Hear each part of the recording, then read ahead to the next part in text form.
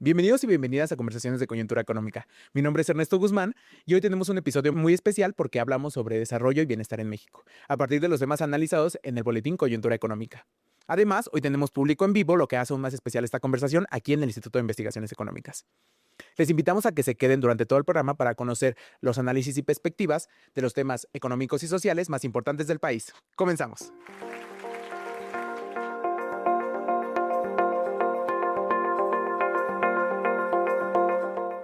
Hola, me da mucho gusto recibirlos en una nueva edición de Conversaciones de Coyuntura Económica.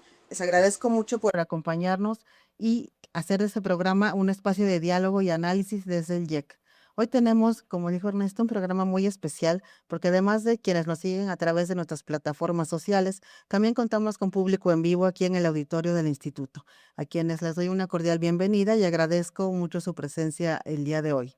En esta ocasión hablaremos del Boletín Coyuntura Económica número 19, Desarrollo y Bienestar en México, Perspectivas Urbanas, Económicas y Sociales, donde se analizan distintos temas relacionados con el comportamiento reciente de la economía, el mercado laboral y algunos de los retos que enfrentan nuestras ciudades en materia de desarrollo.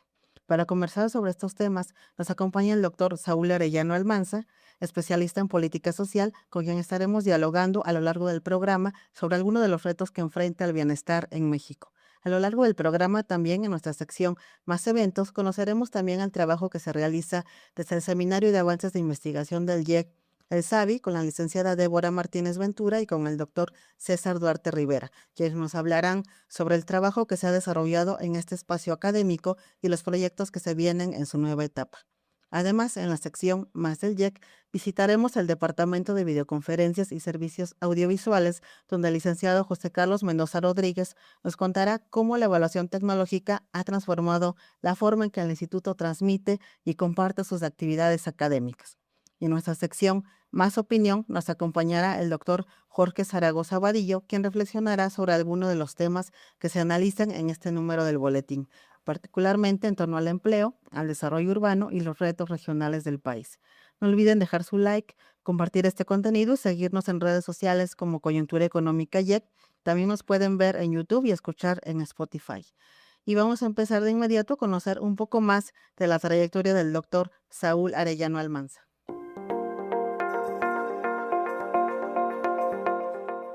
El doctor Saúl Arellano Almanza es doctor en Economía, Pobreza y Desarrollo Social y es investigador del Programa Universitario de Estudios de Desarrollo de la UNAM y miembro del Sistema Nacional de Investigadores.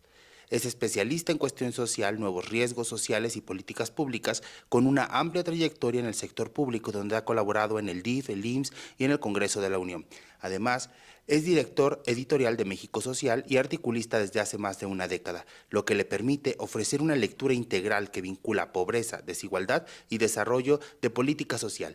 Ahora ya conoces un poco más acerca del doctor Saúl Arellano Almanza.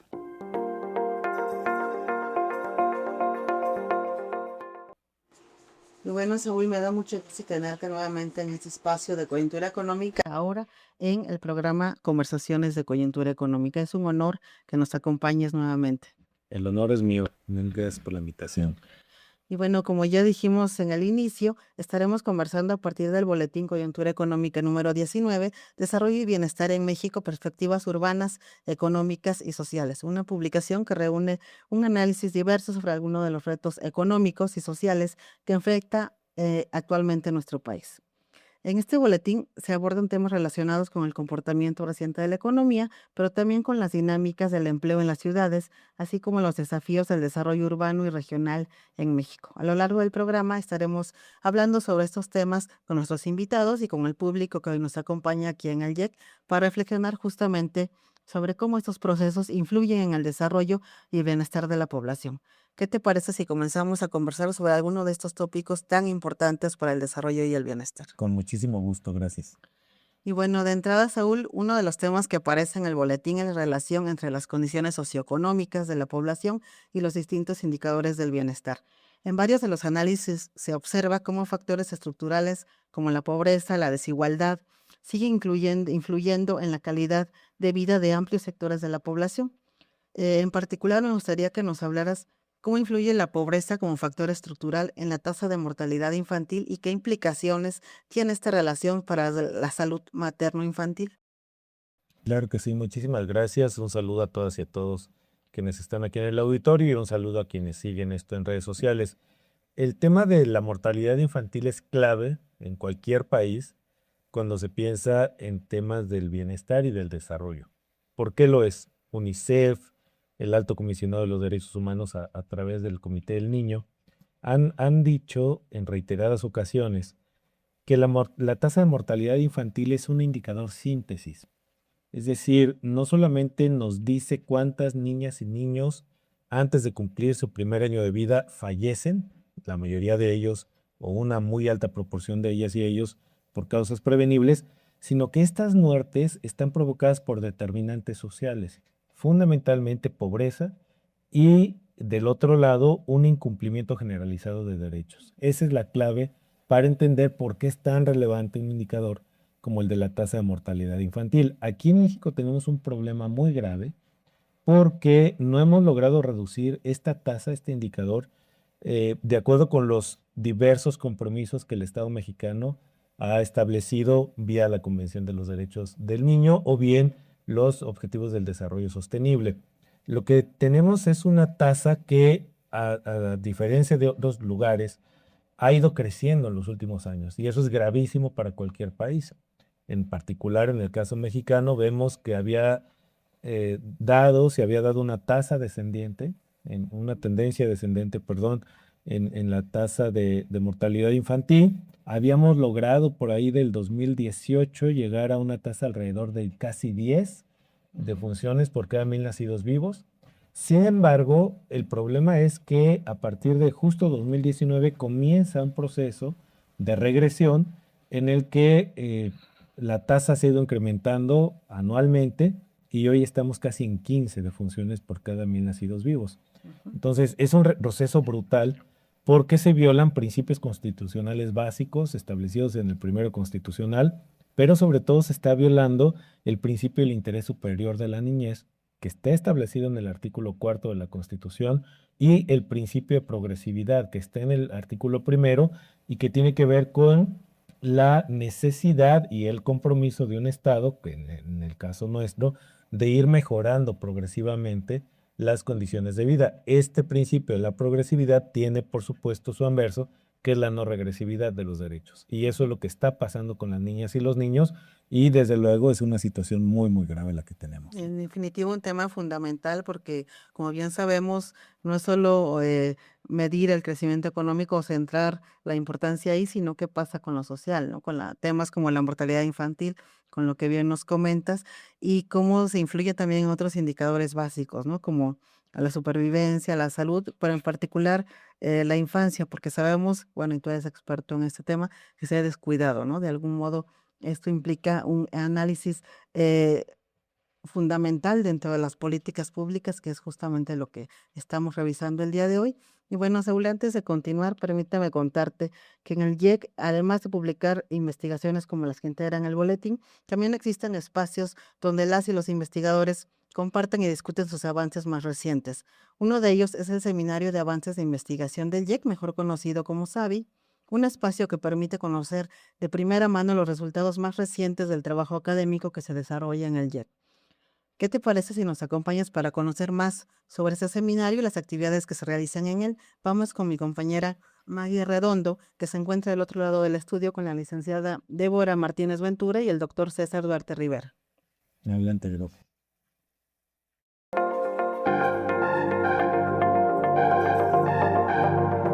Gracias, Eufemia. Bienvenidas y bienvenidos a más eventos. El Seminario de Avances e Investigaciones del IEC es bien conocido como SABI. Es un espacio que busca compartir con la comunidad docente y estudiantil estas investigaciones, estos resultados que se comparten continuamente con los docentes y los especialistas del instituto. Antes de continuar, quiero también reconocer al doctor Raúl Porras, que fue quien impulsó primeramente este seminario y contribuyó de manera importante a consolidarlo como un espacio de diálogo académico dentro del instituto. Desde aquí enviamos un gran respetuoso reconocimiento a su labor y a su legado. Para hablar sobre este seminario y su importancia de la vida dentro del IEC, queremos hoy que nos acompañen y le den la bienvenida a Débora Martínez Ventura, técnica académica de la Unidad de Economía de la Salud y quien fue coordinadora del SABI. También nos acompaña César Duarte Rivera, investigador del instituto y actual coordinador del seminario. Muchas gracias por acompañarnos a ambos. Gracias por la invitación. Muchas gracias por la invitación. Muy bien. Para empezar, Débora, me gustaría empezar contigo. Quienes quizá pues, no conocen el SABI, me gustaría que nos platicaras qué es el Seminario de Avances de Investigación del JEC y qué papel juega dentro de la vida académica del instituto. Muchas gracias, Maggie. Bueno, te comento, el SABI nace como una propuesta de parte del Programa de Desarrollo Institucional del doctor Armando Sánchez Vargas. Inicialmente se llamaba en ciclo de mesas redondas la investigación que se realiza en el IEC. Es un espacio donde, precisamente como mencionabas, difunde los avances de investigación con las nuevas metodologías y herramientas tecnológicas que hoy contamos. Y bueno, esto nos ha dado tener más vida académica dentro de nuestros compañeros, porque podemos saber como cuáles son los temas que están abordando y qué metodologías están utilizando. Claro, esto es muy importante como comentas, porque justamente estos espacios permiten pues compartir que no solo se queden en la pura publicación, ¿no? Sino que también se llegue como a una discusión, a una mesa de charla, etcétera, aquí dentro de la comunidad académica, incluso docente, ¿no? A lo largo de estos últimos años, el SABI ha reunido investigadoras e investigadores del instituto para presentar los trabajos más recientes. Desde tu experiencia como coordinadora, ¿qué tipo de investigaciones se han compartido y qué ha significado ese espacio para la discusión académica dentro del JEC? Sí, adelante. Los temas que ha cubierto el SABI han sido muy variados, porque se han presentado estudios que analizan el impacto de la economía a nivel nacional, a nivel internacional. Es decir, han investigado como cuáles son los posibles efectos, digamos, ahorita en el marco coyuntural de Estados Unidos o de China, cómo es de que alguna decisión de política económica o de su crecimiento, cómo incide en México. También hemos tenido otros estudios donde analizan el impacto a nivel individual. Por ejemplo, las políticas o reformas de pensiones, cómo es de que va a afectar a los jóvenes, cómo está afectando a las familias y a los individuos. Entonces, hemos tenido una amplia gama de temas que son de frontera y también utilizan pues los métodos más modernos y pues recientes. Entonces, esto también nos ha permitido como convivir y también reforzar todas las investigaciones y llevarlas más allá de las fronteras.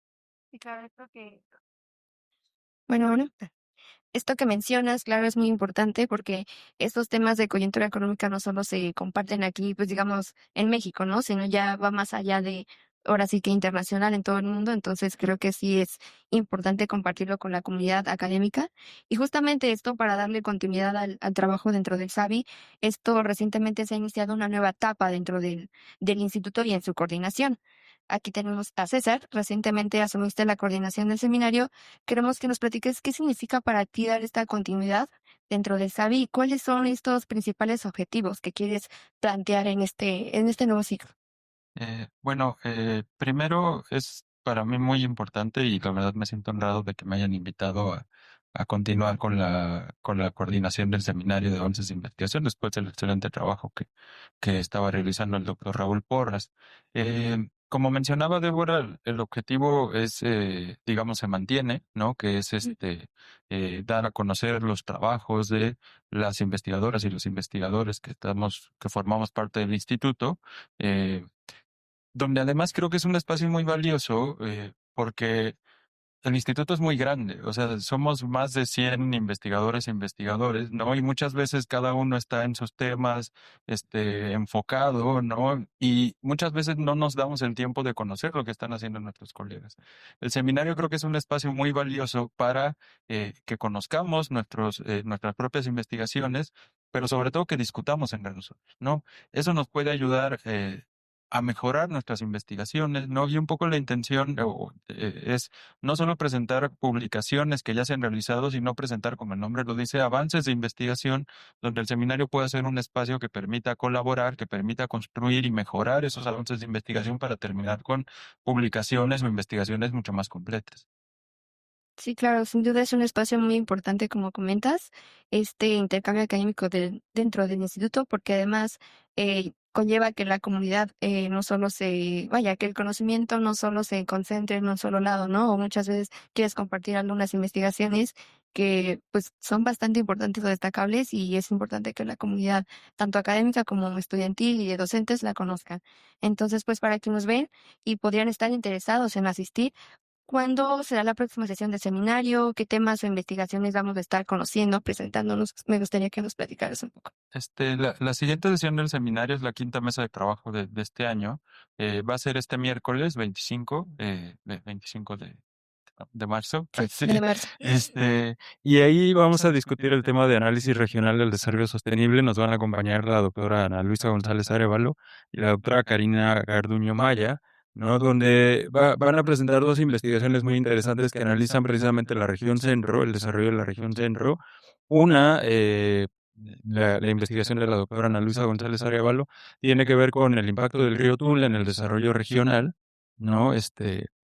Y la otra de la doctora Karina Garduño tiene que ver con los impactos económicos que tendrá el Mundial 2026, ¿no? Entonces, como vemos, tenemos por un lado una investigación, digamos, más estructural, ¿no? En torno a el desarrollo sostenible en la región centro, el río Tula siendo digamos, un recurso muy importante para esta región, ¿no? Y por otro lado tenemos un análisis que es más coyuntural, ¿no? En torno a lo que puede traer el Mundial 2026 en México, ¿no? Y los impactos económicos. Entonces creo que vamos a tener una reunión muy interesante y una discusión muy interesante y les invitamos a que nos acompañen.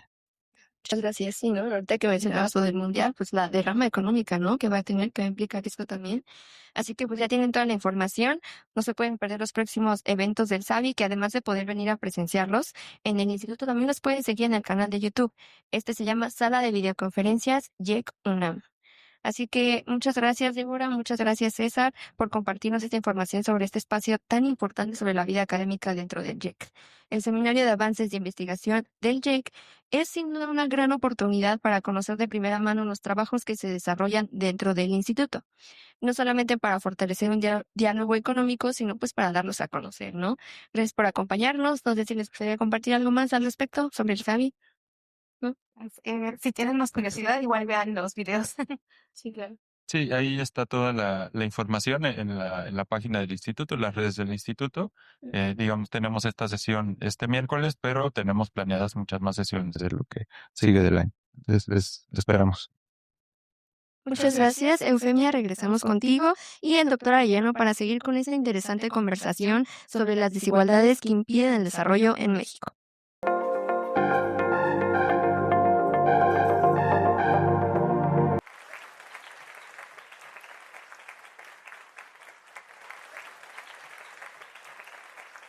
Muchas gracias, Maggie, y gracias a César y Débora por su disposición para acompañarnos en este programa. Sin duda, espacios como el SABI permiten conocer y discutir los avances más recientes de investigación que se desarrollan en el JEC. Los invito a que estén pendientes de la plataforma Económicas UNAM para que estén al día de los próximos eventos del SABI. Y bueno, Raúl, ¿qué te parece si continuamos con la conversación? Y antes de ir a la sección, hablábamos justamente de cómo la pobreza puede incidir en indicadores fundamentales de bienestar, como la mortalidad infantil. Para entender mejor estas dinámicas, también es importante considerar cómo se mide la pobreza, ¿no? Saber cómo se mide y justamente entender que esa medición permite identificar las carencias que enfrenta la población. En ese sentido, ¿en qué consiste la medición multidimensional de la pobreza en México y cómo contribuye a comprender la relación entre la pobreza extrema y la mortalidad infantil? Claro que sí, gracias, Eugenia. A ver, la medición de la pobreza en México se lleva a cabo de manera oficial. De hecho, somos de los pocos países que en el mundo que tenemos medición oficial de pobreza. Se lleva a cabo por mandato de la Ley General de Desarrollo Social. La Ley General establece que hay un conjunto de variables mínimas que deben ser consideradas en esta medición y en función de esto, en el 2008, que se llevó a cabo una reforma constitucional, se había creado el Coneval como organismo público autónomo del Estado mexicano para llevar a cabo esta tarea. Pocos años después, recientemente el año pasado, se llevó a cabo la reforma constitucional, se elimina el Coneval y ahora quien tiene la responsabilidad de medir la pobreza es el INEGI, el Instituto Nacional de Geografía y Estadística. Los componentes, por lo tanto, de la medición de la pobreza, insisto, están contenidos en la ley, son lo que mandata como mínimo, eso hay que decirlo, y es lo que el Coneval ha estado midiendo y ahora el INEGI. ¿Cuáles son sus componentes? Tiene dos grandes componentes. Uno que está referido al ingreso de las personas, y ahí tenemos un problema muy grande, ahora lo voy a comentar. Y luego viene todo el conjunto de derechos sociales que se miden en la medición oficial, valga la repetición, ¿no? ¿Qué derechos sociales están ahí? Derecho a la educación, se mide con acceso, por un lado, pero también con respaldo educativo. Está el derecho a la salud, que nuevamente mide acceso, no mide cumplimiento efectivo del derecho. Está acceso a servicios al interior de la vivienda, está espacios y calidad de la vivienda, está el tema de la seguridad social, está el tema del derecho a la alimentación y, por supuesto, existe el tema del ingreso, ¿no? Son las diferentes dimensiones que están relacionadas con derechos sociales, que no son todos, ¿no? Son solamente los que se ha considerado como mínimos que se pueden medir y que ahí es donde yo decía que tenemos un problema porque no tenemos una encuesta realmente diseñada para medir la pobreza. Tenemos la encuesta nacional de ingreso y gasto en los hogares, que es una encuesta muy larga data. Estamos hablando que su primera edición, si no me equivoco, fue en 1984. A partir de ahí, la encuesta se ha levantado periódicamente y de manera ininterrumpida. Ni siquiera en la pandemia se dejó de levantar. Y esta encuesta muy recientemente diseñó también un módulo, que es el módulo de condiciones socioeconómicas, pero nuevamente es un módulo diseñado para captar ingreso, no está diseñado estrictamente para medir pobreza. Eso nos lleva a una medición que es comparable, que es confiable relativamente y que es estable en el tiempo. ¿Qué tenemos? Que ha habido una reducción muy importante en los últimos años en el número y porcentaje de personas consideradas en pobreza, 13 millones de personas que dejaron de ser pobres entre 2018 y 2024, que son las mediciones, pero que nuevamente, siendo una medición confiable, estable, digamos que relativamente bien armada, pues tiene estos asegúnes, porque la otra cuestión que estamos discutiendo desde hace muchos años, varios y varios, es si deberíamos seguir midiendo pobreza o si a partir de la reforma del 2011 deberíamos medir cumplimiento de derechos. ¿Por qué? Porque a pesar de que la medición de la pobreza dice que mide derechos, no es tan así. ¿Por qué? Porque mide accesos, ¿no? Por ejemplo, el tema del agua, que es un asunto fundamental. Artículo 4 constitucional nos dice que tenemos todas las personas el derecho humano de acceso al agua, ¿no? ¿Qué te mide la encuesta nacional de ingreso y gasto en los hogares en su módulo de viviendas? Pues que mide que haya tubo, ¿no? No que salga agua, ¿no? Entonces, ¿qué te mide? Hay dos indicadores del INEGI, ¿no? Agua al interior de la vivienda, simplemente con que llegue el tubo a tu domicilio ya tienes agua, de acuerdo con este indicador. Y hay otro que es al interior del edificio de la vivienda o del terreno. Ya ahí se cae el porcentaje, ¿no? Estamos hablando en números gruesos que en esta segunda dimensión, de que si tengas el tubo que llega hasta la cocina, por ejemplo, bueno, ahí estamos hablando de que solamente 3 de cada 4 mexicanos tienen esa tubería. Pero luego si le agregamos a cuánto les llega el agua diario, pues el indicador se cae, ¿no? De esos que tienen, solamente alrededor del 68-70% que de la región tienen agua diario. Entonces, estamos hablando de un incumplimiento muy importante del derecho humano al acceso al agua potable. Entonces, ¿qué medimos? ¿Accesos o medimos cumplimiento y garantía efectiva? Y esos son los problemas de la medicina a los que nos estamos enfrentando hoy y esos son los limitantes que tenemos de la medición de la pobreza. Por supuesto, creo que México ha avanzado de una manera muy importante. Creo que este tránsito del Coneval al INEGI pues ha dado más o menos de manera, digamos, apropiada. No se, digamos, interrumpió la serie, que eso era muy importante para el país, pero me parece que el INEGI dispone de mucho mayor cantidad de información para hacer medición de pobreza, no así la parte de la evaluación que llevaba a cabo el Coneval y que eso sí me parece que se puede perder porque pues, el INEGI no es un instituto que se haya pensado en su origen o diseñado para hacer evaluación de la política del desarrollo social. Habrá que ver cómo lo articulan, si les dan los recursos, si pueden construir el área y aprovechar los saberes acumulados en el país. Creo que estamos en una etapa muy importante en términos de elevación del salario mínimo, que es lo que más ha impactado en la reducción de la pobreza, pero que esto tiene un límite, ¿no? Y creo que ya estamos llegando a ese límite y me parece que en el futuro lo que vamos a ver es una ralentización de la disminución de la pobreza en el país. Ujú. Definitivamente un tema muy importante porque es decir, no solo es observar la pobreza, sino hay otros factores que inciden en ella, ¿no? Como bien dice, el acceso, el cumplimiento y entender la situación en la que están muchos de los mexicanos del país, a pesar de que de pronto se diga que haya disminuido la pobreza extrema, la pobreza total, a veces la realidad que vemos al salir a las calles es otra, ¿no? Entonces, creo que justamente comprender esas dimensiones es fundamental para diseñar políticas públicas efectivas y bueno, hay mucho que hacer todavía, ¿no?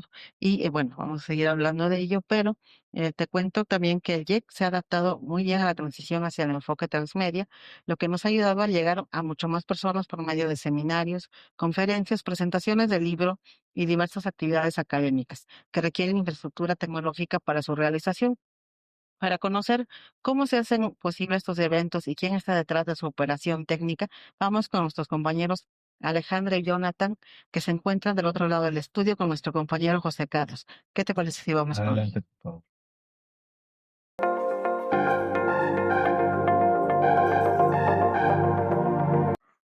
Muchas gracias, Eufemia. En el Instituto de Investigaciones Económicas de la UNAM, muchas de las actividades académicas que se realizan, como seminarios, conferencias y transmisiones en línea, requieren de apoyo técnico de un equipo especializado?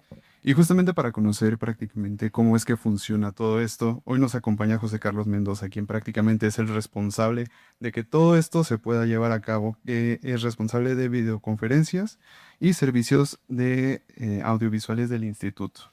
José Carlos, muchas gracias por acompañarnos el día de hoy. Muchas gracias, Alejandra, Jonathan, a la doctora Eufemia, un agradecimiento por la invitación y aquí estamos para aclarar lo más que se pueda. Y ya me da mucho gusto que nos puedas acompañar el día de hoy. Y bueno, para comenzar, me gustaría que nos contaras un poco de cuál es el trabajo que realizas dentro del área de videoconferencias y servicios audiovisuales del instituto y qué tipo de actividades apoyan desde este departamento. Claro que sí.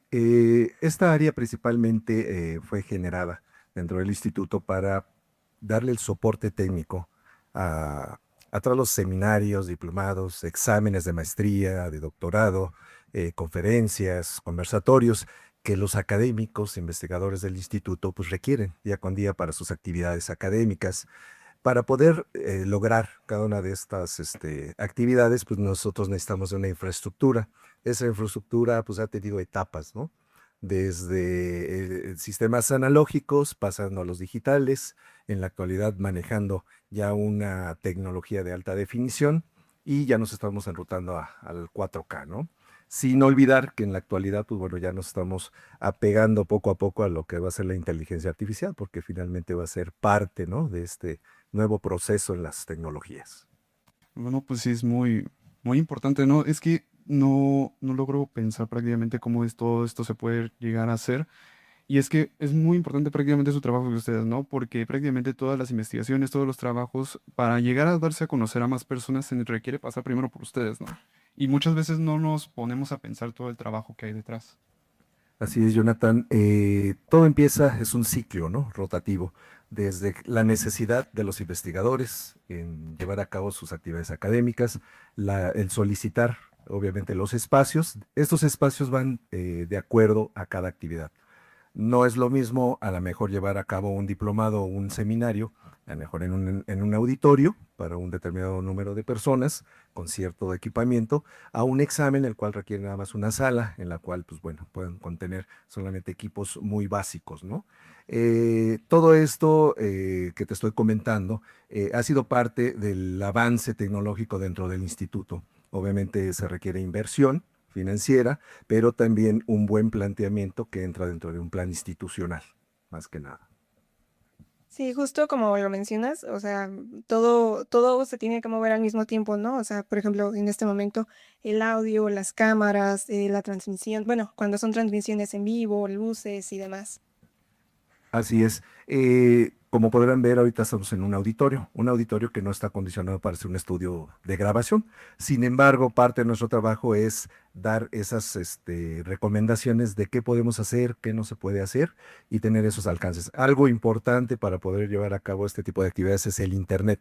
Nosotros sin el Internet pues no podríamos hacer esas transmisiones en vivos, esas grabaciones. Actualmente pues la mayoría de los eventos que desarrollamos y realizamos en las salas de aquí del instituto van principalmente en transmisión hacia YouTube, por ejemplo. Conexiones vía Zoom, que es algo que nos dejó obviamente la pandemia y que ya se quedó para siempre, ¿no? Y que se han estado actualizando, se han estado mejorando día con día. Y justamente lo que mencionas a mí me hizo mucho ruido ahorita que dijiste sobre la inteligencia artificial, ¿no? Y es que prácticamente, como dices, la tecnología está cambiando muy, muy rápido, ¿no? Prácticamente hace unos 5 años hace que la tecnología de ese momento sea como que obsoleta a comparación de hoy. Entonces sí tengo una pregunta y es, ¿qué transformaciones tecnológicas ha vivido el instituto en materia de videoconferencias y transmisión de eventos? Claro que sí, Jonathan. Como les comentaban, todo lo iniciamos analógicamente, ¿no? Con equipos que en la actualidad ahorita son obsoletos. Actualmente nosotros tenemos esa tecnología ya digital, de alta definición, lo que nos permite tener una mejor calidad de tanto de audio como de video. En el caso de la inteligencia artificial, nosotros, recordemos en el tiempo de la pandemia, pues tuvimos el uso del Zoom. El Zoom no estaba destinado para la generación de videoconferencias, sino que había equipos especializados para llevar a cabo ese tipo de conexiones. ¿Qué pasa con la pandemia? Nos obliga a actualizarnos, a utilizar una aplicación de Zoom que nadie la conocía. Muy pocas empresas la utilizaban para un manejo más de reuniones de trabajo empresariales. ¿Y qué pasa con la pandemia? Nos tenemos que actualizar y tenemos que utilizarla como una tarea diaria, ¿no? Ustedes en sus escuelas actualmente ya las clases las toman vía Zoom. ¿Y qué pasa con Zoom? Hasta Zoom tuvo que actualizarse porque ahora ya incorporó la inteligencia artificial para las reuniones que se generan a través de la plataforma, ¿no? Entonces, el audio también ya se está manejando a través de software, que la inteligencia artificial tú ya puedes en determinado momento indicarle qué tipo de audio, cómo lo vas a manejar, etcétera, etcétera, ¿no? En la actualidad, ahorita los manejos de los micrófonos que estamos utilizando se maneja a través de un software. Ya no es tanto a través de una consola, ¿no? Manual que teníamos que tener ahí una total concentración, ¿no? Sino que ahora ya es todo digital, se puede programar y por eso es que estamos llevando a cabo este tipo de actividades, ¿no? Y es importante que ustedes a veces se den cuenta qué pasa atrás, ¿no? De cámaras y de micrófonos, como lo mencionaba. Sí, y justo ahorita que mencionaste como todo este proceso que hubo de actualización después de la pandemia, porque al final también es aprender constantemente a usar nuevas herramientas, nueva tecnología y demás. Em, Me gustaría saber cómo fue el proceso aquí en el Instituto de Investigaciones. ¿Cómo se adaptaron estas nuevas dinámicas del trabajo híbrido y de la transmisión en línea después de la pandemia? Claro que sí. Antes de la pandemia, vamos a dar un poquito de antecedentes muy rápidos, se manejaba todo a través de equipos de videoconferencia, de videoconferencia que su costo era relativamente fuerte, pero que nos permitían hacer ese tipo de actividades. Se presenta la necesidad de no solamente tener en una sala un equipo de videoconferencia, sino que los mismos avances y las mismas necesidades de los investigadores hacen presente la necesidad de adquirir un segundo equipo. ¿Qué pasa con este segundo equipo? Esos dos equipos que se tenían en ese momento, pues nos permitían hacer enlaces entre las propias salas, antes no se podía hacer esto, o trabajar independientemente cada una de ellas. Se presenta en este caso la pandemia, se tienen que buscar alternativas, una de ellas es el Zoom, lo cual la UNAM nos brinda a todas las dependencias el hacer uso de estas plataformas. ¿Qué pasa? Que desde casa no solamente teníamos que manejar una sola cuenta, sino manejar más de una. Entonces, ¿por qué? Porque así las mismas necesidades de los investigadores lo requerían. Decían, oye, ¿sabes qué? Es que vi que mi compañero ya te pidió una transmisión a YouTube. ¿Qué pasaba? Pues se requería una segunda cuenta. Había otro investigador que me decía, oye, es que yo también quiero la transmisión de mi evento. Entonces, ¿qué pasa? La misma necesidad nos va orillando a ir actualizándonos. Entonces, ¿qué pasa con el instituto? Planteamos un programa de actualización el cual nos permite ya tener todo actualizado en alta definición y le damos el alcance para todos aquellos investigadores que no podían presentarse posterior también a la pandemia y que desde casa puedan seguir haciendo sus actividades sin dejar atrás también lo importante que es tener el desarrollo presencial, que lo estamos retomando en la actualidad. Está costando algo de trabajo, ¿no? Volver a traer a la gente a las aulas, pero poco a poco lo estamos logrando, ¿no? No, y sí, justamente como dices, ¿no? O sea, no nada más este trabajo se queda dentro del auditorio, ¿no? Sino como que se está yendo más allá. Ahora, desde la experiencia que tú ya tienes, ¿qué tan importante se ha vuelto la transmisión digital, así como esta, de eventos académicos para prácticamente acercar el trabajo de la institución a un público, pues, más amplio? Sí, es muy importante porque hay gente que a veces dice, bueno, tengo que estar presencialmente para dar una conferencia, pero ustedes saben todas las eventualidades que se pueden presentar en la actualidad, ajá, y a lo mejor no llegan. ¿Qué pasa con esta actualización? Una gente ya desde su teléfono, con un sistema Android, Mac, lo que tenga, ya se puede conectar. Y es algo que nos ha traído como ventaja precisamente estas plataformas digitales, que no importa dónde esté el usuario, mientras tenga una conexión a Internet, un dispositivo actualizado, lo podemos enlazar. Entonces, si no puede llegar, no te preocupes, te marcamos, tú nos marcas a un sistema y lo que hacemos es ya integrarlo, por ejemplo, en este caso, a esta presentación y él ya podría dar su conferencia, su oratoria, su participación o algo que ha sido muy innovador, hasta los exámenes tanto de maestría y de doctorado, que hay sinodales que no se encuentran en México, que se encuentran en el exterior, en el extranjero, y desde donde se encuentren pueden ser partícipes de un examen, ¿no? Con lo cual, anteriormente decían, no, es que si no tienes o no está este sinodal, pues no podemos llevar a cabo el examen, ¿no? Entonces, una de las ventajas que tenemos, ¿no? Con esto, y que no solamente queda en la parte física presencial dentro del instituto y sus aulas, sino que también los eventos los podemos hacer llegar no solamente a través de una sola plataforma, sino de las diversas plataformas que actualmente manejamos, ¿no? Y que nos brinda un mayor alcance, no solamente a nivel nacional, sino ya a nivel mundial, ¿no? Ya varios países pueden conocer las diferentes actividades académicas de investigación que se realizan aquí. Esa es una de las ventajas que hemos tenido con esta actualización dentro de las tecnologías. Sí, sin duda, después de la pandemia creo que también como que muchos lugares hicieron esto, como ya también empezar a transmitirlo, que la gente lo pudiera ver, a lo mejor justo que estuviera como del otro lado del mundo, pero ver la transmisión o volver, si estuviste en presencial y hubo algo que te quedó duda o te gustó, lo pudieras volver a ver, ¿no? En estas transmisiones. Y bueno, ahorita que estábamos mencionando todo esto de las transmisiones, de las conferencias, exámenes y demás. Supongo que después de tantos eventos, seguramente también hay muchas historias o momentos interesantes detrás de cada una. Me gustaría, si nos pudieras contar, ¿hay alguno que recuerdes especialmente o algún momento que haya sido particularmente significativo en tu trabajo dentro del instituto? Pues son muchas que nos han pasado no solamente a mí, sino a los compañeros que estamos dentro del área, que hay ocasiones en que aparentemente nosotros estamos redesarrollando la actividad sin ningún problema, pero a lo mejor en ese momento ustedes no se dieron que a lo mejor nos quedamos sin internet, se fue la señal de Zoom, como es muy común a veces, y pues la gente, el evento sigue desarrollándose. Y nosotros atrás de cámaras, atrás de los micros, tenemos que ver la forma de resolverlos, ¿no? Entonces nos ha pasado que de repente un micrófono ya no funcionó.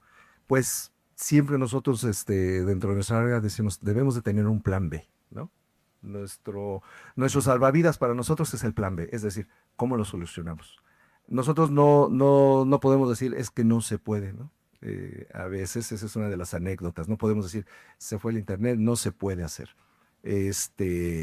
Tenemos que ver, traer equipos, micrófonos que a lo mejor en la actualidad ya estaban dados de baja, que ya cumplieron con su periodo de vida, que le llamamos nosotros. Sin embargo, nosotros tenemos que solucionarlo. Nos ha pasado con las cámaras, nos ha pasado con las presentaciones. Oye, necesito pasar este video, pero no se escucha. Bueno, pues es que hay aplicaciones, hay programas que a lo mejor el controlador de video no lo reconoce. Hay que buscar otro. Tener un plan B siempre es importante. Entonces, son de las anécdotas que podría comentarte. Hay muchas, muchas más que no podría terminar en estos pequeños momentos, ¿no? Pero es satisfactorio para nosotros dentro del instituto poderles brindar este servicio a cada uno de ustedes. No, y me encantó eso de prácticamente ustedes son los que resuelven, ¿no? O sea, ustedes sí resuelven cualquier circunstancia, cualquier cosa, ustedes ya tienen su plan B o incluso hasta su plan C, ¿no? Bueno, pues no me queda más que agradecer por estar aquí con nosotros y pues prácticamente por compartirnos cómo funciona todo ese trabajo y que todo esto sea posible. Al contrario, gracias a ustedes y a la doctora. Muchas gracias. Sin duda, aprendimos hoy que detrás de cada conferencia, seminario, transmisión, hay un equipo que trabaja, como decían, en equipo, que trabajan para solucionar todos estos problemas, estas cosas que de repente llegan a salirse. Y bueno, para que estos espacios de discusión y difusión del conocimiento lleguen a más personas. Muchas gracias. Y bueno, Eufemia, regresamos contigo y con el doctor Saúl Arellano.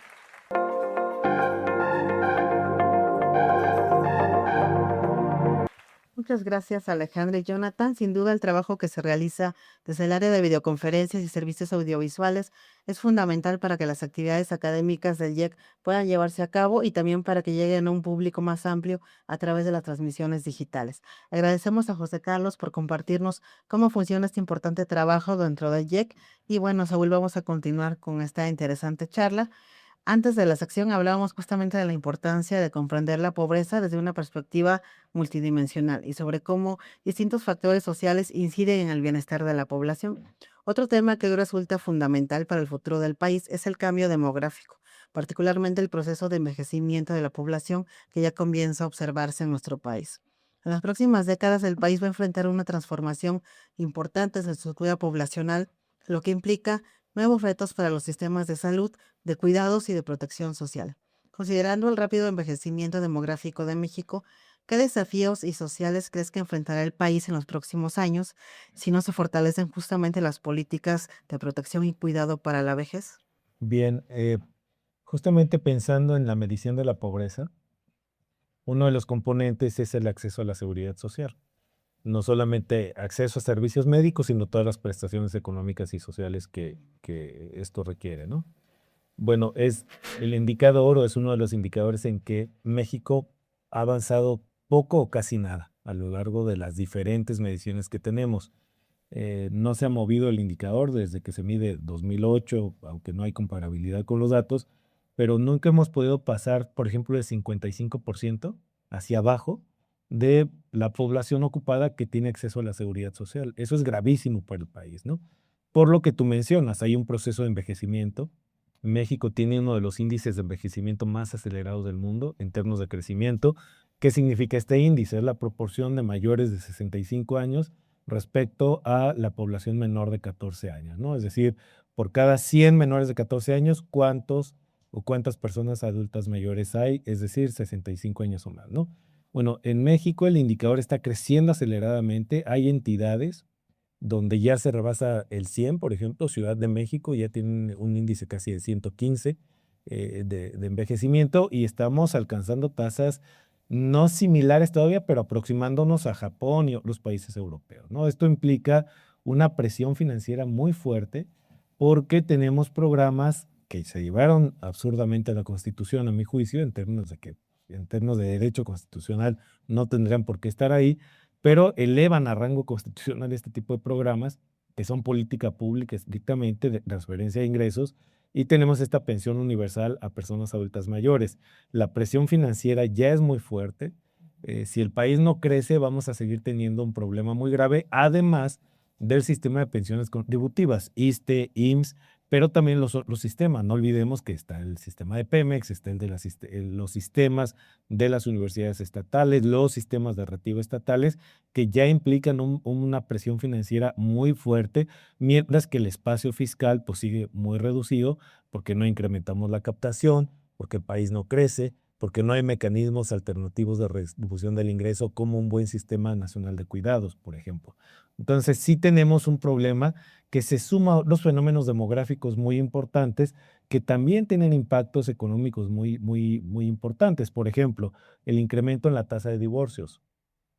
Esto está colapsando al Poder Judicial en el país, por ejemplo.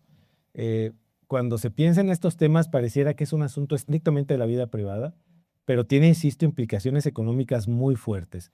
México tenía en el año 2000, de acuerdo con el INEGI, una relación de matrimonio-divorcios, nuevamente, ¿cuántos divorcios hay por cada 100 matrimonios? Teníamos una tasa relativamente baja de 7 por cada 100, ¿no? En el año 2000. Para el año 2010, esa tasa ya era casi de 15, y para el año 2025, de hecho, el indicador que tenemos disponible es solo 2024, todavía la tasa ya está en 33. Es decir, se cuadruplicó lo que teníamos, ¿no? ¿Qué implica esto? Pues una mayor participación de las mujeres en el ámbito laboral, por supuesto, pero también, insisto, tiene presiones que son financieras y también institucionales.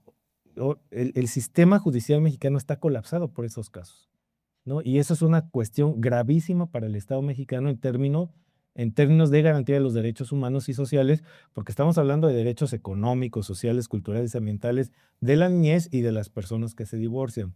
Ahora bien, el costo de divorciarte es muy alto en términos de pagarle a la abogada, al abogado, etcétera, y tenemos la cuestión de el no pago de pensiones, por ejemplo, para niñas y niños, la garantía del derecho de los alimentos y todo un sistema que otra vez está fracturado, porque cuando se piensa en Sistema Nacional de Cuidados, afortunadamente se piensa desde la perspectiva de género, pero infortunadamente no se piensa incluyendo la perspectiva de infancias. Entonces, al no tener este complemento o digamos, eje rector que debería estar articulando la propuesta del Sistema Nacional de Cuidados, tenemos una propuesta que todavía está coja, digamos, porque otra vez, a lo que habríamos de estar garantizando, además de esto, ¿no?, es el principio del interés superior de la niñez. Entonces, tenemos sí cambios demográficos muy acelerados, tenemos una epidemiología de la discapacidad, por ejemplo, muy alta, tenemos epidemiologías o mejor dicho, fenómenos epidemiológicos que son sociales en realidad, que tienen que ver con adicciones. Por ejemplo, poco se habla del número de defunciones anuales por consumo de alcohol, ¿no? Si pensamos en las muertes que nos reporta INEGI o las defunciones que nos reporta por enfermedad alcohólica del hígado, estamos hablando de más de 13,000 casos anuales. Es una cifra altísima para México, ¿no? Si hablamos además de los accidentes de tránsito provocados por el consumo o abuso en el consumo de drogas, ya sean legales o ilegales, y si hablamos insisto, toda la demografía nacional, sí tenemos problemas financieros muy potentes, ¿no?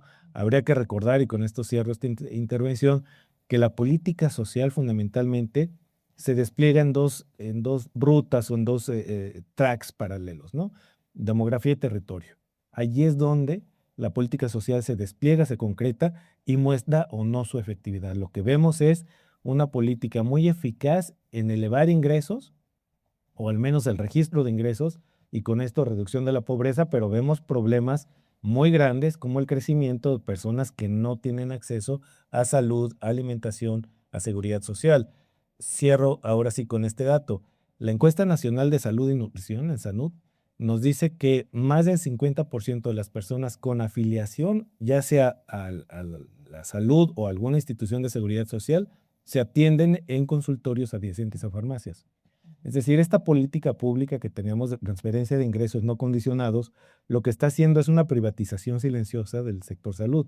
Y ya sabemos quién gana, ¿no? El señor Estela Botarga y las otras grandes distribuidoras de medicamentos, que son las que están vía la compra de medicamentos, que no debería ser, porque debería ser de gratuidad, pero también de gastos catastróficos en salud, que había un fondo en el Seguro Popular, no funcionaba tan bien el Seguro Popular como ahora sus defensores dicen, pero sí había este fondo de gastos catastróficos y tenemos ahora sí que un problema doble. Por un lado tienes la paradoja, menos pobres, pero más hogares con gastos catastróficos o incremento de gasto en cuestiones, insisto, como los medicamentos o los alimentos, que allí está el otro tema, que la inflación se eleva más en el sector de los alimentos. Mientras que la inflación general del país anda de 5, 4, la de los alimentos ronda de los 12 y los 18%. Entonces, eso le pega, desde luego, a los deciles de más bajos ingresos y tenemos, insisto, la paradoja. Menos pobre, pero más gente que come menos, más gente que se enferma más gente que no tiene medicinas, más niñas y niños que se mueren. Esa es la gran paradoja que estamos enfrentando.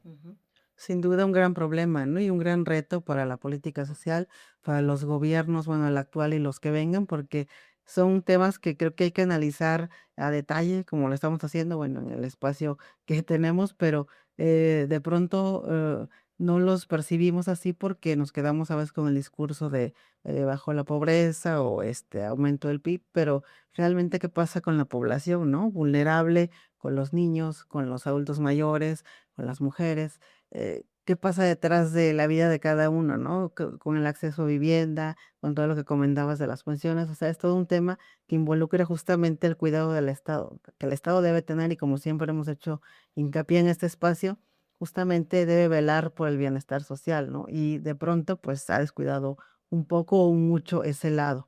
Y bueno, Saúl, también quería comentarte que en este número 19 del Boletín Coyuntura Económica se abordaron otros temas relacionados con el desarrollo y bienestar de México, desde el comportamiento reciente del empleo hasta los retos del desarrollo urbano y regional del país.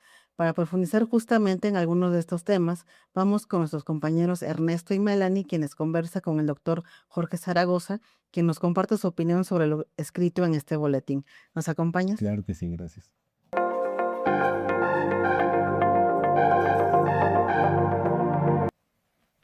Muchas gracias, Eufemia. Y justo, en este boletín hablamos muchísimo acerca de economía y de lo social en México. Es algo muy importante, justo retomamos varias perspectivas y varios análisis dentro de este boletín. Así es. Así es, en particular se analizará el comportamiento del mercado laboral, las dinámicas de las grandes ciudades y los retos más importantes del desarrollo urbano y regional del país. Para comenzar con esta conversación nos acompaña el doctor Jorge Zaragoza Vadillo, investigador del Instituto de Investigaciones Económicas UNAM. Doctor Zaragoza, muchas gracias por acompañarnos en Conversaciones de Coyuntura Económica. Bienvenido. Gracias, buenas tardes a las estudiantes, los estudiantes, académicos, académicas que nos acompañan en vivo. Y bueno, agradecer a la doctora Eufemia Basilio y a todo su equipo de trabajo, Ernesto, Melanie, la invitación a este programa especial, porque es el último de la coordinación de la doctora Eufemia y además está en vivo, ¿no? Gracias. No, gracias a usted, y por lo cual estamos muy tristes, pero ahorita es un momento de hablar sobre el boletín. Entonces, en el boletín encontramos distintos análisis sobre el desempeño reciente de la economía mexicana y sobre los desafíos que enfrentan las ciudades del país en términos de desarrollo, empleo y sostenibilidad. Y justamente el tema que más llama la atención es el reciente comportamiento del mercado laboral, principalmente en las zonas metropolitanas del país.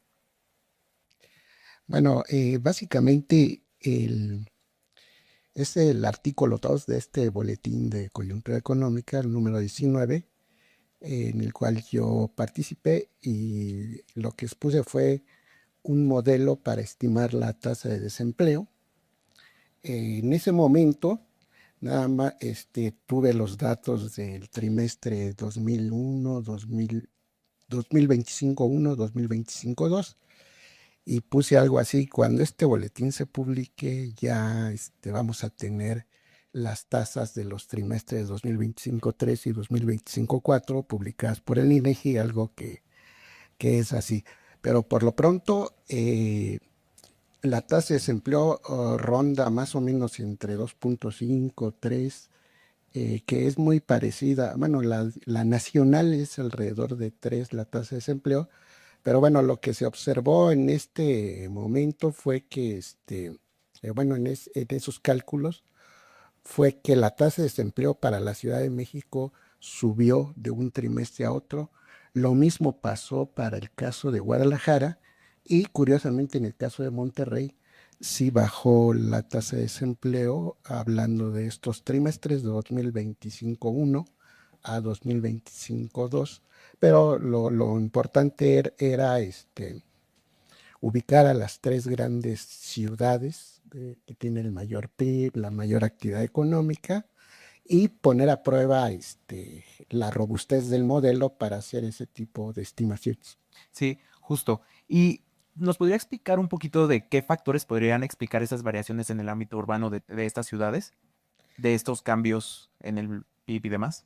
Que bueno, básicamente la oferta de empleo, que a su vez depende de la inversión, que puede ser la pública, la privada, la inversión interna o la inversión extranjera, pero podemos incluir otros factores, son muchos, ¿no? Pero en este momento, como se trata de diferentes ciudades, pues la pirámide poblacional es muy importante porque en cada ciudad los jóvenes están cumpliendo la mayoría de edad de manera distinta y ellos van a demandar un puesto de trabajo.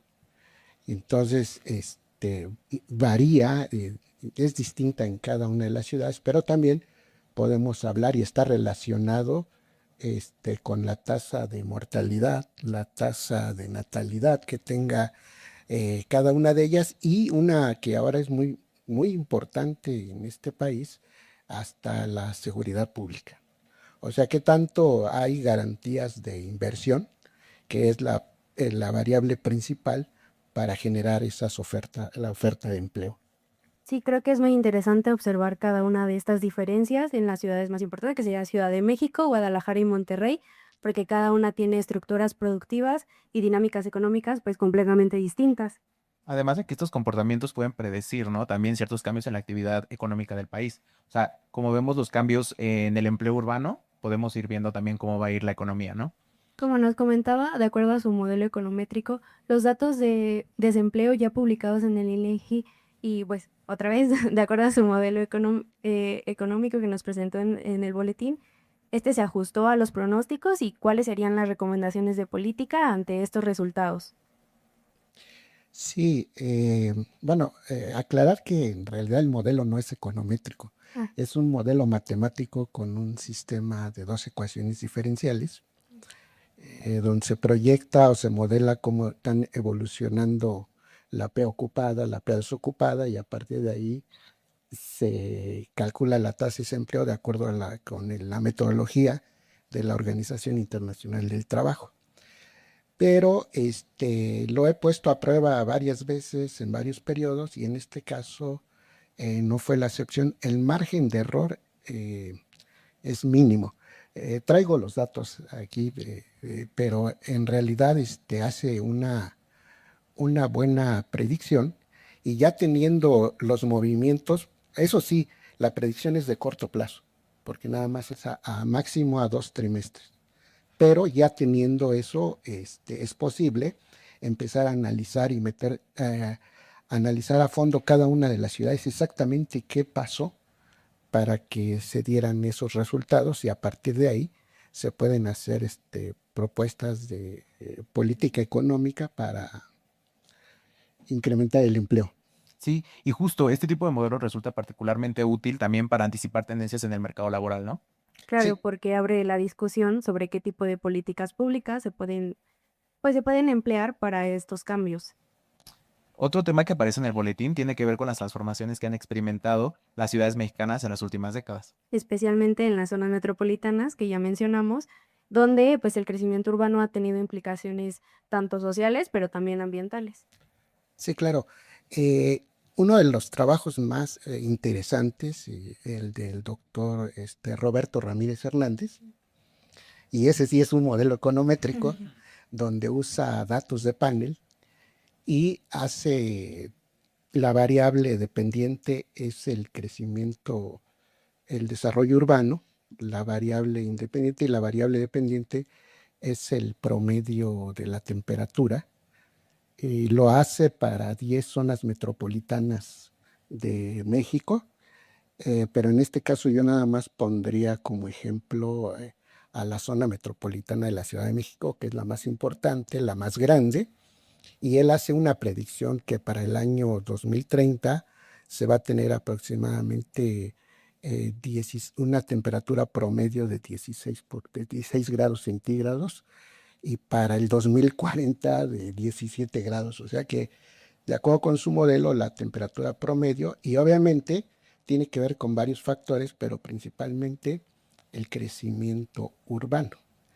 Y en otro trabajo que no está en este boletín, yo defiendo la tesis de que es la actividad económica del hombre la que provoca el crecimiento del pavimento, del urbano, la infraestructura, etcétera, y que es la que está provocando no solo el calentamiento global, sino además el calentamiento local, que se conoce como las islas de calor urbano. Ahora se juntan el calentamiento global con el calentamiento local y bueno, esperemos que no se cumplan esas predicciones del modelo del doctor Roberto Ramírez. Esperemos que no, porque ya sufrimos de calor. Y bueno, ¿por qué en la zona metropolitana del Valle de México, justamente como lo que estábamos hablando, las modificaciones en el uso del suelo han alterado el balance energético, contribuyendo al calentamiento del aire tanto en la ciudad como en las zonas rurales aledañas? O sea, ¿cuál es la razón de? Bueno, como lo dije anteriormente, básicamente es la actividad económica del hombre la que ha hecho crecer eh, la urbanización, sobre todo el pavimento con su respectiva infraestructura, los automóviles, las industrias y la emisión de gases de efecto invernadero y sobre todo porque el calor del sol no puede ser absorbido porque hay pavimento y rebota. Entonces, prácticamente es ese el problema. Sí, justo. O sea, sí llega a pasar, por ejemplo, que llega a llover, pero hace tanto calor que la lluvia no refresca por lo mismo de que el pavimento está caliente, ¿no? Ya hace vapor, se calienta más, siente más calor ambiental, ¿no? Sí, creo que este fenómeno también nos lleva a reflexionar el cómo se planea el crecimiento de estas grandes ciudades. También incluso en su boletín, usted mencionaba distintos desafíos para el desarrollo económico y territorial del país y yo quisiera preguntarle cuáles considera que son los principales retos para el desarrollo urbano y regional del Plan México.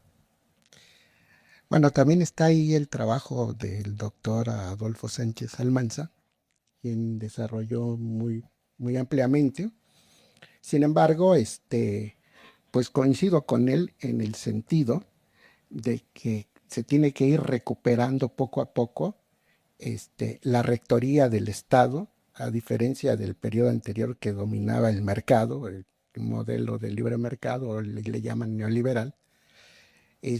Poco a poco una nueva versión de un desarrollo estabilizador o el modelo de sustitución de importaciones con exportación de manufacturas, pero sin descuidar el aspecto social y el crecimiento sostenible, porque ahora ya no es suficiente como en el milagro mexicano que se desarrolló la industria, ahora hay que poner mucha atención en el aspecto social que comentaba el doctor Saúl, y el desarrollo sostenible es muy importante hoy en día, por lo mismo, el calentamiento global y la contaminación, en fin.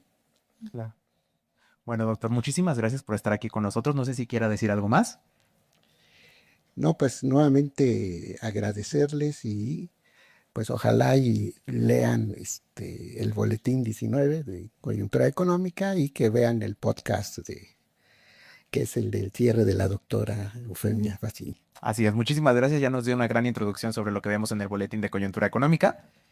Y sin duda estos elementos nos permiten tener una visión más amplia de todos los desafíos que enfrenta el país, tanto en desarrollo económico, tanto urbano y hasta ambiental. Eufemia, regresamos contigo y el doctor Saúl a seguir la conversación sobre el boletín de coyuntura económica número 19.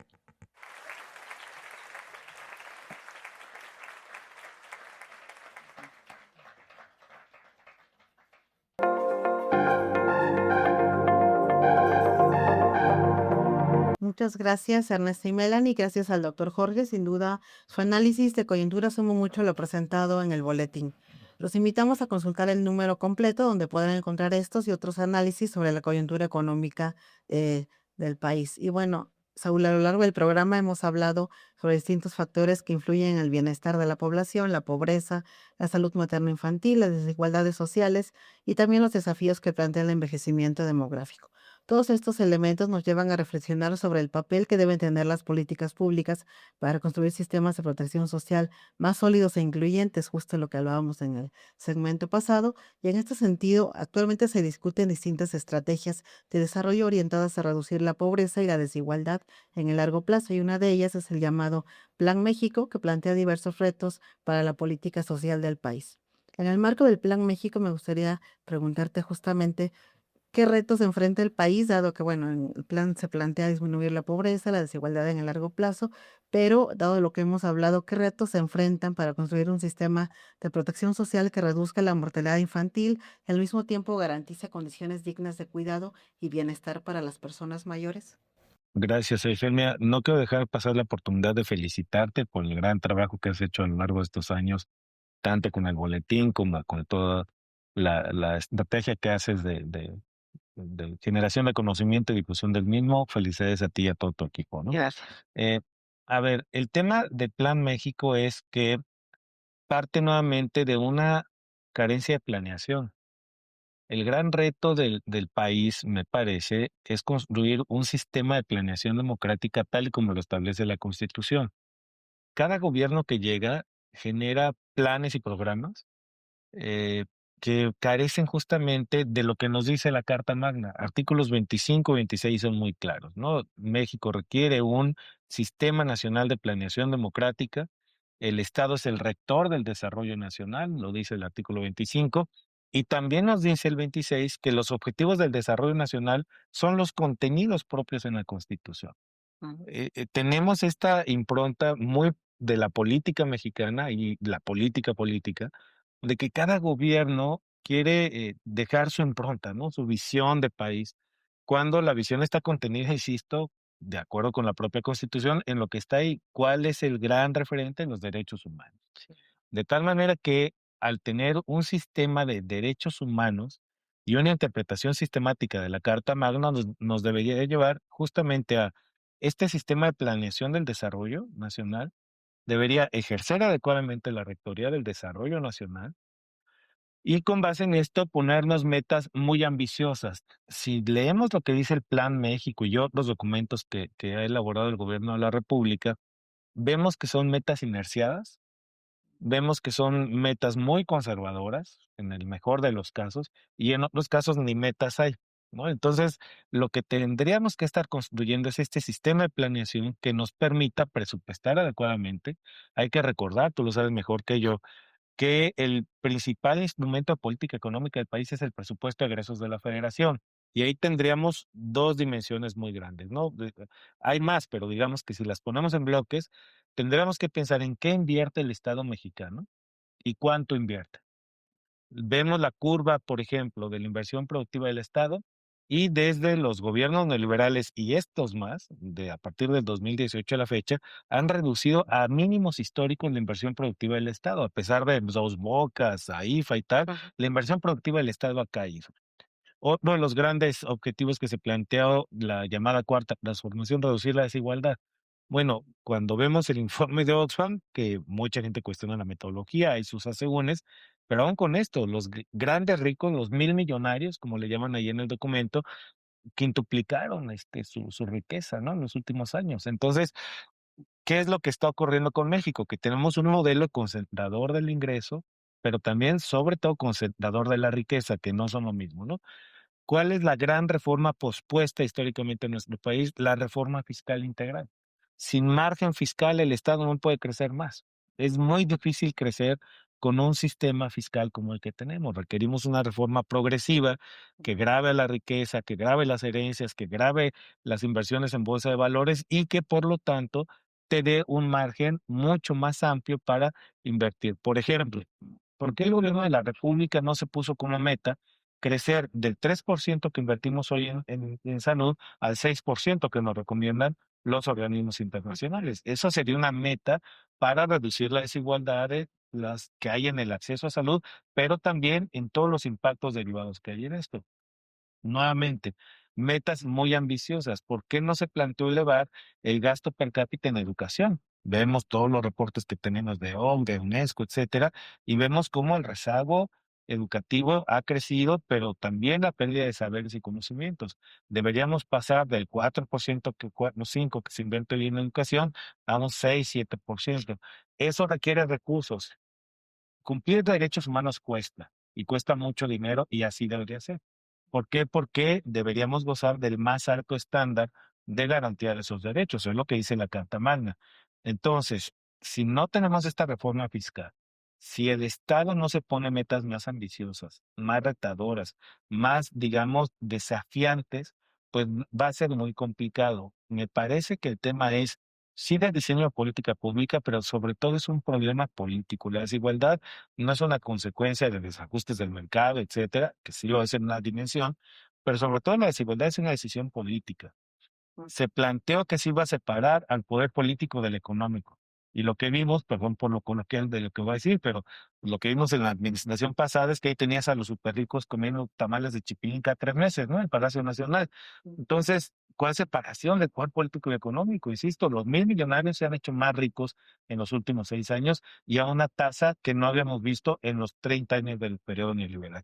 Sí requerimos, por lo tanto, una estrategia fiscal distinta, una estrategia de presupuestación distinta y condiciones democráticas de control del gobierno que nos lleven al control del presupuesto. Vemos lo que está pasando, por ejemplo, con el tema de la Auditoría Superior de la Federación, ¿no? Que debería ser el principal instrumento del Estado mexicano para la supervisión del gasto público. No está ocurriendo de esa manera.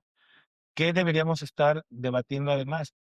El doctor José Sarucán, ex rector de nuestra universidad, uno de los grandes biólogos en el mundo, nos alerta y nos dice lo que decía ya el doctor Zaragoza, ¿no?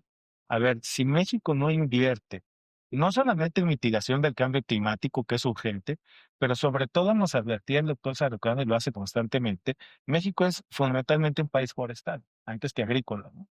Y si no cuidamos la biodiversidad, entonces no va a haber estrategia de mitigación de cambio climático que alcance. Deberíamos tener una estrategia de recuperación de la superficie forestal del país con el gran objetivo de recuperar y proteger a la biodiversidad, ¿no? México es uno de los 5 países más megadiversos del planeta. Eso nos obliga éticamente a tener un estilo de desarrollo distinto, que es a donde quiero llegar. El estilo de desarrollo que hoy tenemos, si es que se puede llamar de esa manera, es un estado, o mejor dicho, es un modelo extractivista, y ahí sí, como dice el doctor Rolando Cordera, pareciera que hay una especie de conspiración antidesarrollista, ¿no? Hemos renunciado a la planeación para el desarrollo y en esa medida no tenemos criterios de un desarrollo sostenible, incluyente, que permita crecer para distribuir mejor y distribuir mejor para crecer, como lo plantea la CEPAL, ¿no? Yo sí creo que hay estrategias que se podrían estar utilizando, pero hay que cambiar los objetivos de la política pública. Si el objetivo o el gran objetivo de la política social es reducir la pobreza, no vamos a salir de esto.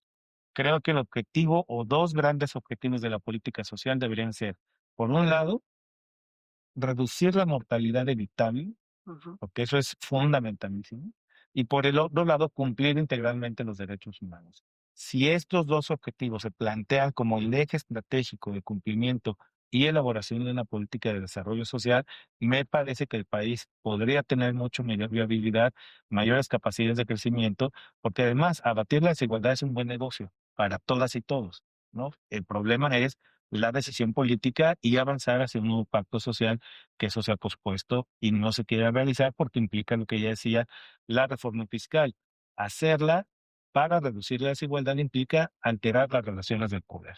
Y eso es algo que ningún partido político quiere asumir por el costo que implica, ¿no? Así es, Saúl. Y bueno, sin duda nos has dejado mucho que pensar, que reflexionar y creo que todos los puntos que has puesto sobre la mesa son vitales, ¿no? Hay muchos retos para la economía, pero que no queden solo en el discurso, sino que realmente tomen en cuenta las vulnerabilidades de la población, ejerzan de manera eficiente el gasto. Se requiere, como ya decíamos, una recaudación eficiente de manera tributaria, que ya también lo comentabas. Entonces, todo esto implica que el Estado actúe de manera eficiente, ¿no? Que sabemos que, bueno, es un problema que venimos arrastrando desde los 80 y también en los últimos 2 periodos se ha mantenido ese problema. Entonces, definitivamente son temas y desafíos que implican articular políticas económicas, sociales y demográficas para garantizar mejores condiciones para la población, que creo que sería lo importante acá, ¿no? Y bueno, Saúl, no me queda más que agradecerte por acompañarnos y por compartir con nosotros justamente estas reflexiones que se analizan en este último número del boletín. Muchas gracias. Otra vez el agradecido soy yo, gracias al público y a que nos siguen en redes. Gracias. Y bueno, un aplauso para el perfil.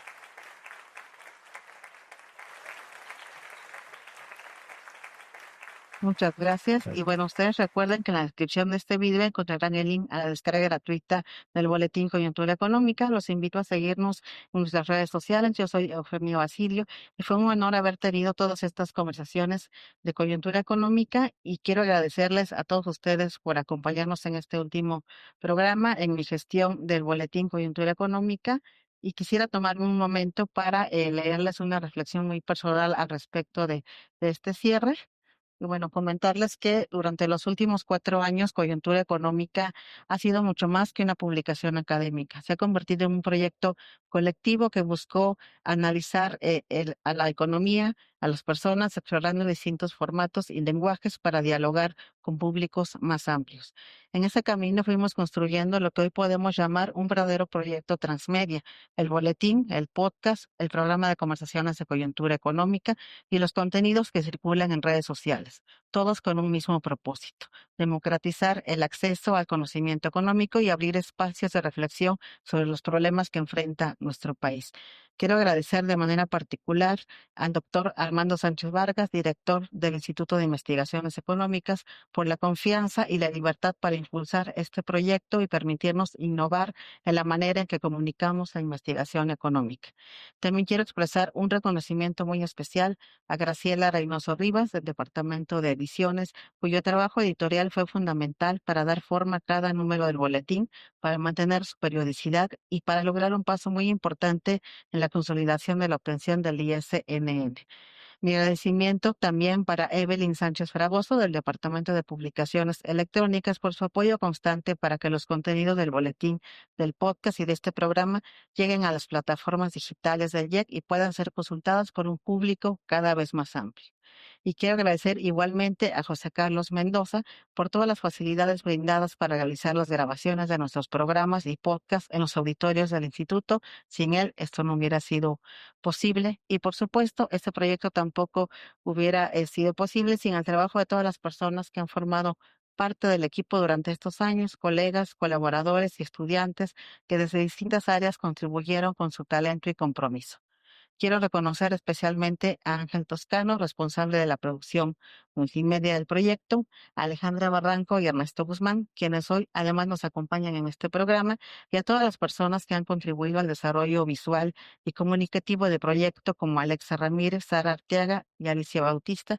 También quiero agradecer a quienes hoy nos acompañan en la conducción de este espacio: Melanie Meléndez, Maggie Redondo, Jonathan Urbina, por ayudar a estas conversaciones de coyuntura económica y que, bueno, que lleguen a más público. Un reconocimiento también muy especial a los y los estudiantes que realizaron su servicio social con nosotros. Cada uno de ellos aportó su creatividad, su energía y el conocimiento que traían de sus carreras universitarias para hacer crecer este proyecto.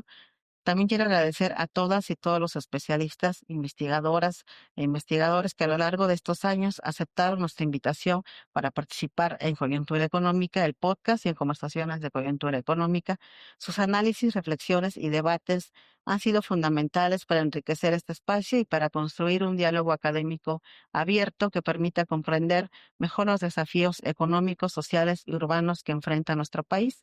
También quiero expresar un reconocimiento muy especial a la comunidad de los distintos departamentos del IEC que nos acompañaron en este proyecto, compartiendo su trabajo, sus actividades y su quehacer cotidiano, lo que permitió fortalecer el sentido de comunidad dentro del IEC y acercar su labor a un público más amplio. Finalmente, quiero agradecer profundamente a quienes han seguido Coyuntura Económica, a las y los lectores del boletín, a quienes escuchan el podcast, a quienes ven este programa, a las personas que hoy nos acompañan aquí en el auditorio y a quienes nos siguen a través de nuestras redes sociales. Gracias por acompañarnos en este esfuerzo, por reflexionar colectivamente sobre la economía de nuestro país. Muchas gracias por todo este camino compartido. Gracias a todos.